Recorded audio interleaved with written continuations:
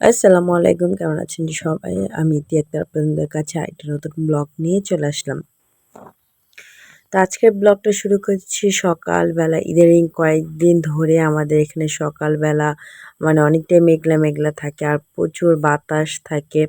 তারপর ঝিরিঝিরি কিছুক্ষণ বৃষ্টি হয়। তারপর বৃষ্টি শেষ হয়ে যাওয়ার পর অনেক রোদ উঠে যায় আরকি। তো সকালবেলা ঝিরিঝিরি বাতাস অনেক ভালো লাগছিল। আবার একটু বৃষ্টি পড়ছিল। তো ভাবলাম একটু বাহিরে হাঁটাহাঁটি করি। আর সকালবেলার মিষ্টি বাতাস সাথে পাখির ডাক কিন্তু অনেক ভালো লাগে। তো আমার ভিডিওতে একটু নয়েজ ছিল, এটার জন্য আমি আপনাদের সকালবেলার ভয়েসটা শোনাতে পারলাম না। তো তারপর আপনাদের ভাইয়া বলল যে চলো দেখি আমাদের যে সবজি লাগিয়েছি সেখানে কি সবজি আছে আর কি। তো আপনাদের ভাইয়া তারপর উঠে গাছ, আমাদের করলা গাছ তো রান্নাঘরের চালের উপর চলে গেছে, তো সেখানে উঠে তারপর আশেপাশে খুঁজে অনেকগুলো করলা পেয়েছে। তো দেখেন মাশাআল্লাহ দিলে করলা গাছে অনেক ফুল আসছে, আবার করলা ধরবে। তো সেটাই আপনাদের ভাই আমাকে করলা পেড়ে দিচ্ছিল। আর এখানে দেখেন মেহরিন কোথায় চলে গেছে, ওই যে ওর বাবা উপরে উঠে করলা পাড়ছিল আর মেহরিনও উপরে ওঠার চেষ্টা করছিল আর কি।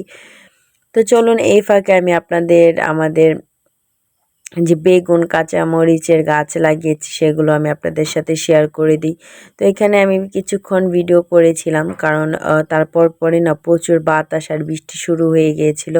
তো এটার জন্য মেহেরিনকে নিয়ে আমি ঘরে চলে গিয়েছিলাম। তো সেগুলো আমি আপনাদের সাথে শেয়ার করতে পারিনি, কারণ আমার ফোনেও চার্জ ছিল না আর রুমে এসে দেখে কারেন্টও ছিল না, এটার জন্য আর কি।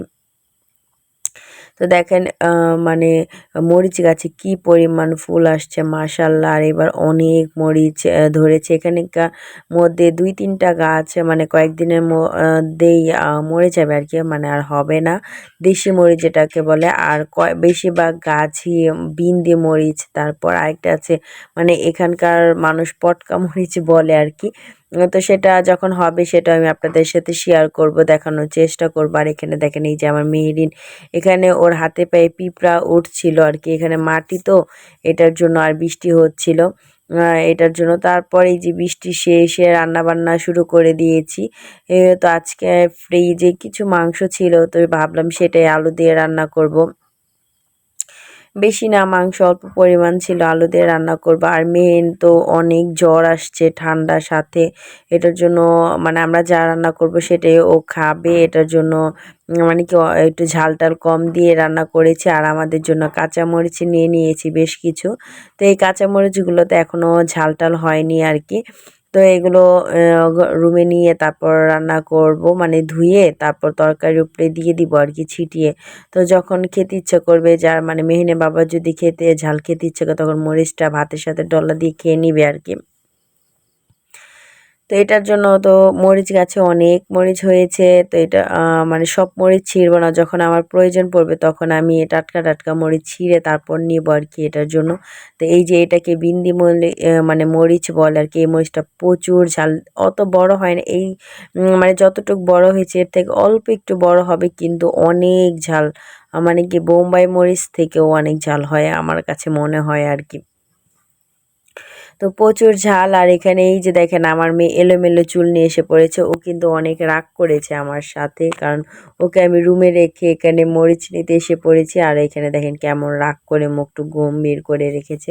আর এখানে কিন্তু ধান কাটা শুরু হয়ে গেছে, যে ওই পাশটায় প্রায় ধান কাটা শেষ হয়ে গেছে, আর এই পাশটায় ধান এখনো পাকেনি। তো সেটাও কয়েকদিনের মধ্যে কেটে ফেলবে আর কি। ধান একটা পাকা শুরু করলে সবগুলো পেকে যায় এরকম আর কি। আর ধানের মিষ্টি মোমো গন্ধ যখন বাতাস শুরু হয় অনেক ভালো লাগে, আমার কাছে অনেক ভালো লাগে। কার কাছে কেমন লাগে সেটা তো আর আমি জানি না, কিন্তু আমার কাছে অনেক ভালো লাগে। তা আমি যখন একটু রুমে বসে সময় কাটানো হয়, আমি বেশিরভাগ সময় এই জায়গাটা একটা কিছু নিয়ে তারপর বসে থাকি, আমার কাছে অনেক ভালো লাগে। তো বললাম না মেহেরিনে অনেক জ্বরের কারণে ঘুম থেকে উঠে গিয়েছিল। আর এখানে দেখেন আপনাদের ভাইয়া গাছের আম পেড়েছে আর কি, এগুলো বিক্রি করবে বাজারে। তো এখানে আমাদের গাছের আম ছিল, তারপর আরও কয়েকটা আশেপাশের গাছেরও আম ছিল, সেগুলো আপনাদের ভাইয়া কিনে নিয়েছে বিক্রি করার জন্য।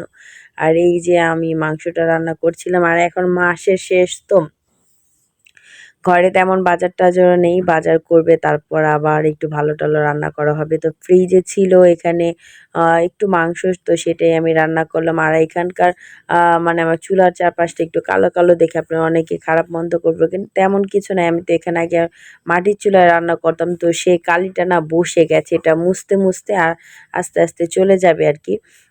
এটার জন্য এরকম দেখা যায় আর কি। মানে আগে আরও অনেক বেশি ছিল, এখন অনেকটাই কমে গেছে, আস্তে আস্তে বাকিটাও কমে যাবে। তো কমে গেলে কি, গ্যাস শেষ হয়ে গেলে তো আবার মাটির চুলা রান্না করতে হবে, তারপর গ্যাস আনবে, তারপর আবার গ্যাসে রান্না করব, তারপর সে না আবার হবে আর কি। তো এখানে মুরগির মাংসটা কেমন হয়েছে আমি আপনাদের সাথে শেয়ার করলাম। আর এখানে মেহিনের জন্য ভাত নিয়ে নিয়েছি একটু, তো দেখি খায় কি না, কারণ ওর তো প্রচুর ঠান্ডা জ্বর। সবাই আমার মেয়েটার জন্য দোয়া করবেন, মানে আমার মেয়েটার জন্য সুস্থ সবল থাকে। তো মানে আমি তো ঢাকায় ছিলাম, ঢাকা থেকে আসার পর ওর বাবা বাড়ির মধ্যে পানি ছেড়েছিল আর কি গাছে, তারপর পুরো বাড়িতে দেওয়ার জন্য, যে ঘাস যেন হয় এটার জন্য। কিন্তু ও করেছে মানে এই পানিগুলো মানে পাড়িয়েছে, তারপর এগুলো দিয়ে গোসল করেছে। তো ওকে না, ও যখন জিদ উঠে যায় ওকে মানে কন্ট্রোল করা অনেক দায় হয়ে যায়, মানে ও অনেক কান্নাকাটি করে।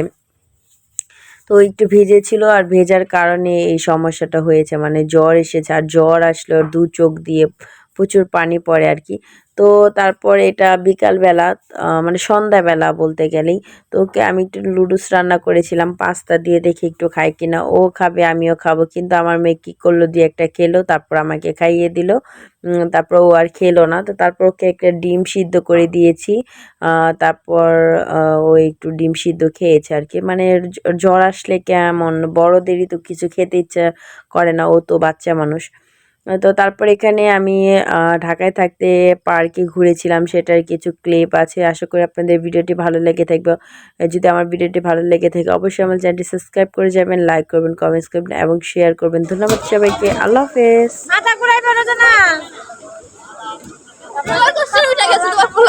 ওই যে মাছ ভিডিওর মাঝখানে আমি একটা লাত্তি মারো মেরিন তুলছি, ক্যামেরা তো অন করেনি।